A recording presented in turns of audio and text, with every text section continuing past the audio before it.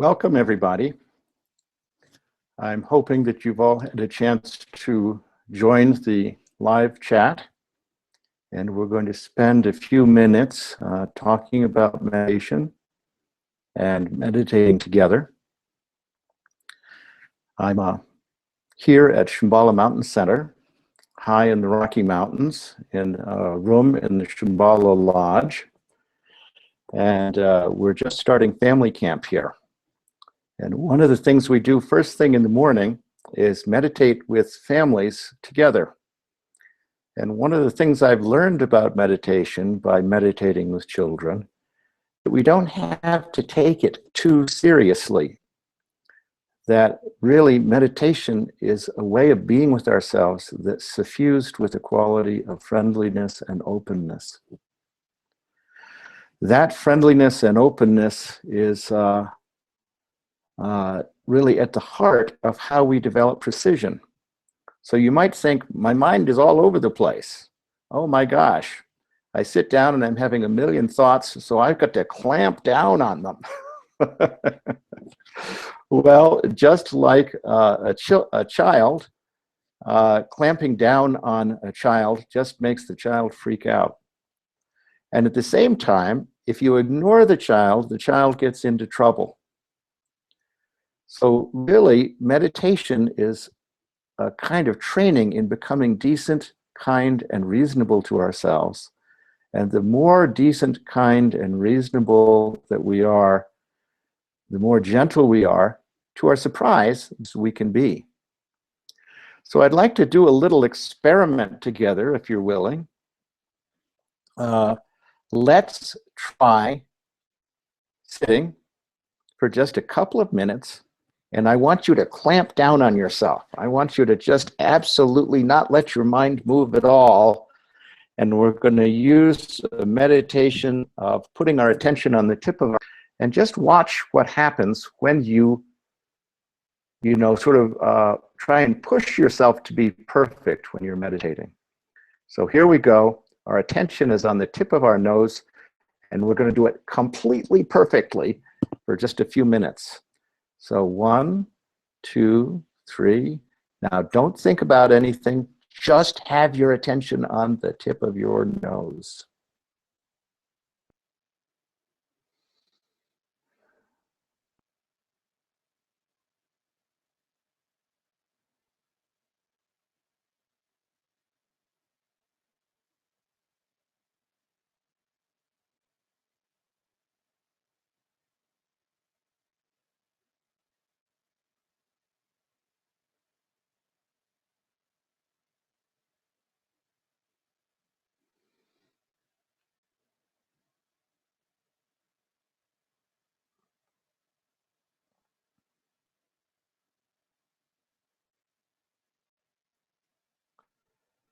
So I think you'll agree that that's a very unbalanced kind of attention, that all of your attention is one place and everything else that you might experience or think or feel is seen as extraneous.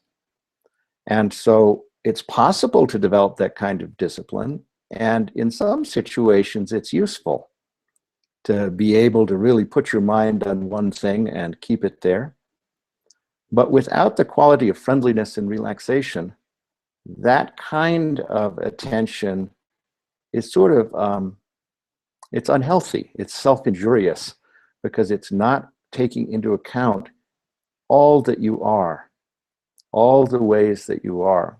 And you might think, well, that's my job when I'm meditating, is just to put my mind on the breath.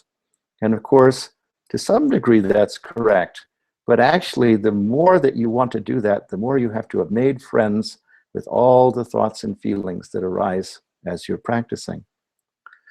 So now we're going to do a little short meditation where we just let ourselves be. So if you imagine taking a small child and putting it on a big overstuffed chair and just walking away. And the child is just sitting there and doesn't have any project. He's just sitting in the chair. So whatever chair you're in, you can just be the way you are. You don't have any project at all. Here we go.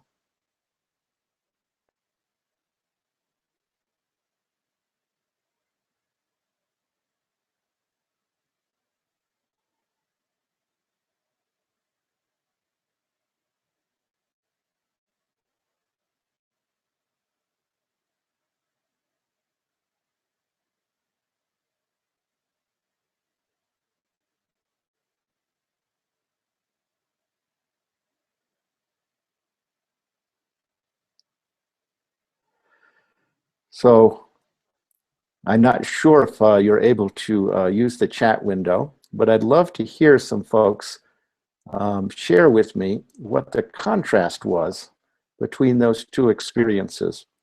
One of them is super tight and one of them is super loose.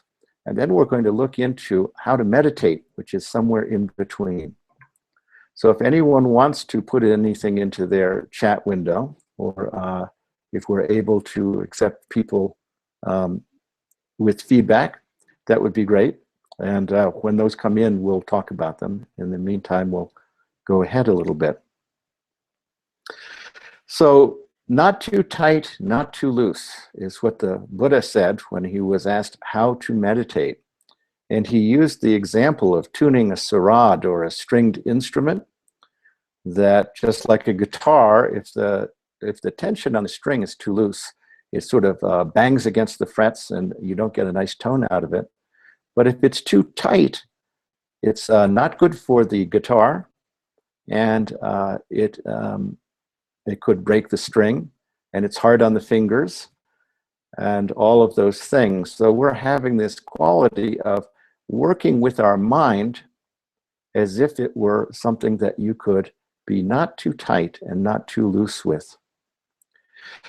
And so you may wonder, well, how do I know when it's too tight, and how do I know when it's too loose? And the key thing here is that we do it by feel. And any of you who have played a musical instrument know that learning to tune an instrument is something, you say, well, you develop your ear. And they say, well, how do you develop your ear? How do you know when it's sharp or flat? And the real answer to that is by feel. You know if it's sharp and you know if it's flat eventually just by a sense of feel. And that quality of feeling is at the heart of healthy meditation. That feeling how we feel, we can know when we're pushing ourselves unnecessarily. And we can know when we're just spacing out and wandering. And somewhere in the middle, we start to make friends with ourselves.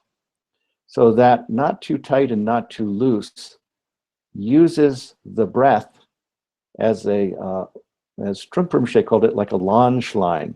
You may not have heard that term, but when you're training a horse, you have this long leash, basically, that goes to the horse's mouth or to its halter. And the horse goes around in a circle, and the person who's training it holds that launch line not too tight and not too loose. If you pull that launch line in really tight, the horse gets panicky because it's untrained and starts to buck and get frightened. If you drop the launch line, the horse just wanders around. No training takes place. So in the middle, there's this quality of feeling that horse. So when the horse is really panicky and speedy and scared, you give it lots of room, lots of line. And when the horse is enjoying being in touch with you, you bring that line in closer, and you have a sense of delight and fun of being with the horse. So here the metaphor of the mind is a horse, an untrained horse. The important thing to understand, though, is that it's not a bad horse. It's a very beautiful horse. That inherently that horse is full of virtue. Inherently that horse is very, very beautiful. So when we are working with the horse, even if the horse is scared, like a child is scared, you don't think, oh, bad child, evil child. You just think scared child, and therefore running around and crying, having a hard time. So when our mind is really unruly, so to speak, that's the time to be more gentle. When our mind is calm, that's the time to be more precise. And you know that through a sense of feel. So what we're going to do now is feel the breath as it goes in and out, both directions. And we're with the breath, but the breath is a line, you could say. It's what we feel. And then around that, we have a tremendous appreciation for every part of who we are and how we are. including our thoughts and all of that, but we're keeping in touch with the breath as a centering device, a centering object of meditation that helps us find a sense of friendliness with our mind and a sense of deep familiarity. Let's try that for, say, 5 minutes. And we're going to sit and feel your breath go in and out. Be with it as precisely as feels genuine and healthy. When you feel calm, you can be right with it. When you feel jumpy, you still hold the line, but you don't jerk on that line. You just feel that breath, which is always there. Here we go.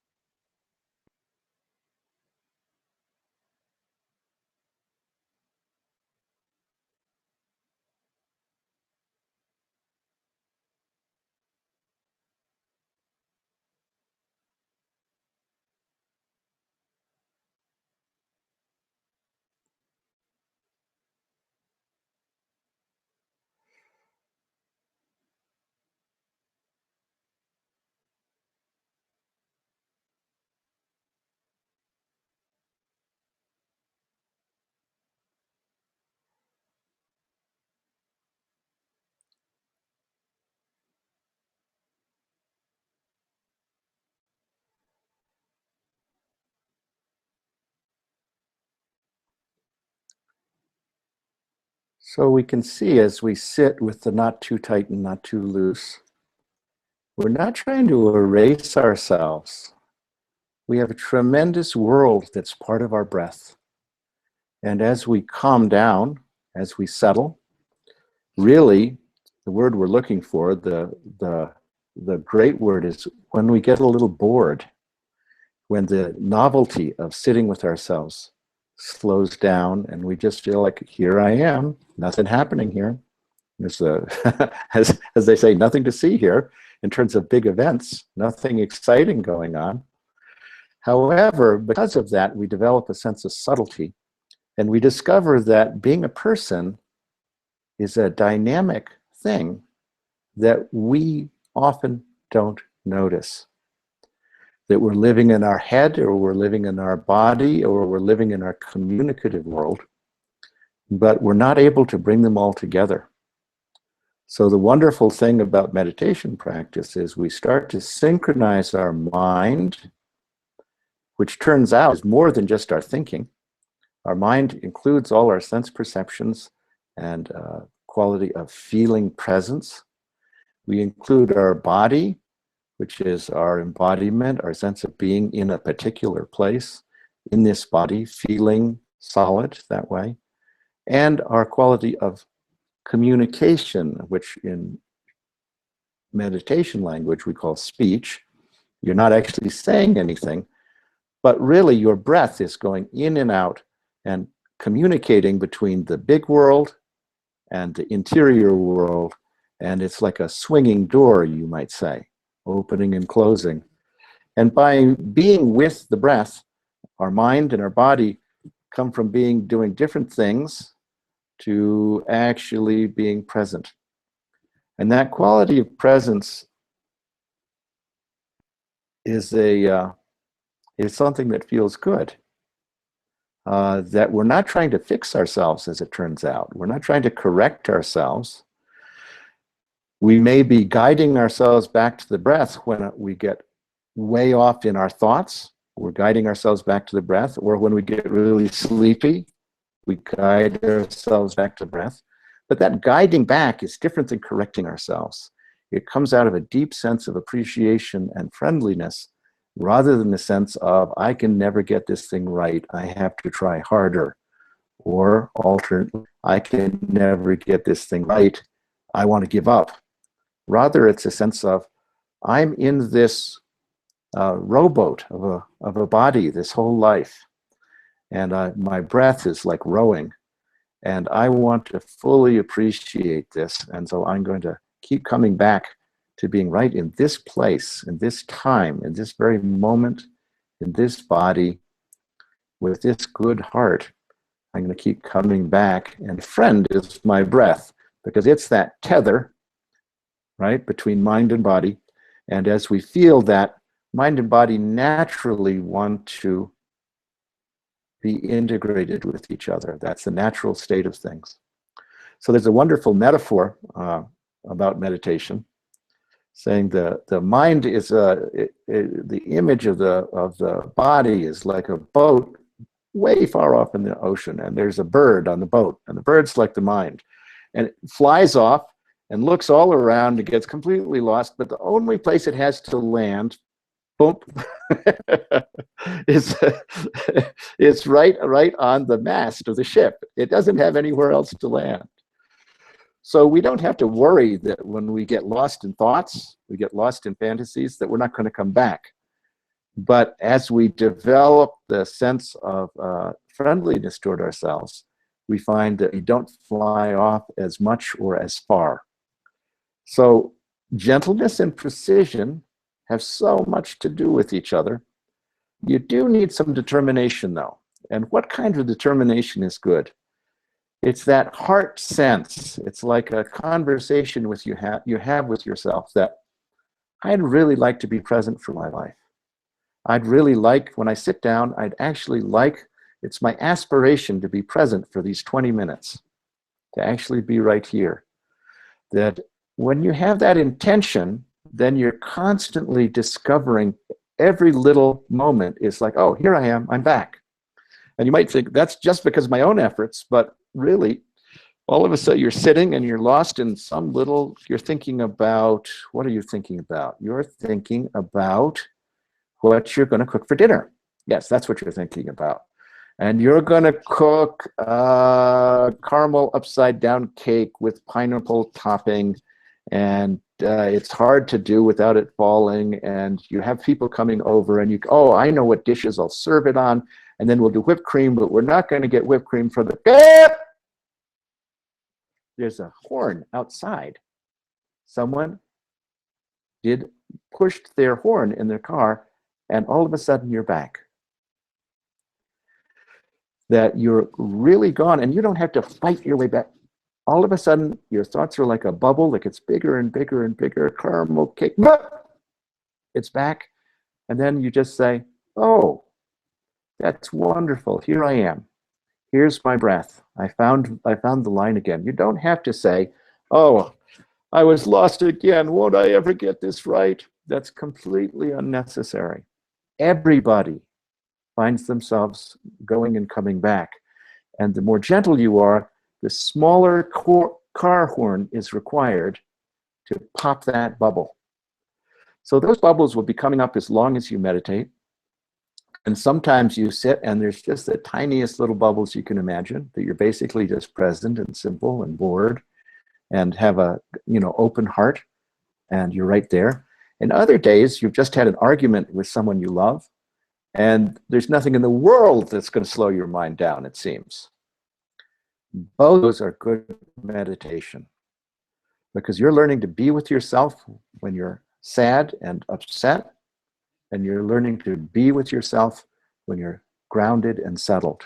One is not good meditation, and the other is not bad meditation. So that quality of gentleness means that when you're on rocky ground riding your horse, you're good at riding. It's pretty hard riding then, right? And when you're on beautiful open ground where you hardly have to do anything and everything works well, you don't get spaced out there either. So that means we're making friends with all of who we are, as opposed to just this idealized state of being completely mindful, and that everything else is sort of second rate. We're making friends of all of who we are, and that means we can relax and appreciate ourselves. So I'd like to, by the way, I don't think I mentioned, my name's Dan Hessey, and I'm an Acharya in the Shambhala tradition, and we're going to have a week tun in New York, and I think you can find all the details on the New York Shambhala Center website. And actually, I think someone's going to put something in my chat window with the details of the dates and all of that. And we're going to be exploring meditation like this together. And one of the wonderful things about doing a few days or a week, if you can, practice with other people, is that it becomes ordinary, and you realize that you're not alone in the challenges you face, and that you're among people who appreciate you as a person and appreciate the journey we're taking together. I'll be there. I'm going to be giving talks pretty much like this. You might hear this exact talk again. You say, hey, I already heard that, but never mind. It's worth hearing again, I hope, and individual interviews with you all. So I'd like to offer a warm invitation to get in touch with the center and find out the details. And that way, we as a group can get together for 1, 2, 3, or a week, as many days as you can, and practice and discuss and learn how to meditate, deepen our practice together, and develop this profound sense of friendliness and precision the practice of meditation offers us. So I think the link to the Shambhala Center is in all of your chat windows at this point. So I'm going to be back next week, I believe, and we'll have another short meditation introduction together. And all my best to you. Feel free to try this out gently. And when we get together at the Shambhala Center, we're going to go into a lot more detail with the full meditation instruction of how to work with your body, how to work with your breath, how to work with your mind, as well as some basic understandings of how we think about mind and how we, what the motivation for meditation is, and how to apply meditation in everyday life. So we'll have lots more to talk about. And in the meantime, bon voyage, or since we're using the metaphor of the horse, yippee-ki-yo, meditative cowboys of the New York metropolitan area. I am in the mountains of Colorado, so I get to use that particular mantra. So many thanks for your kind attention, and I look forward to seeing you next week. Best wishes.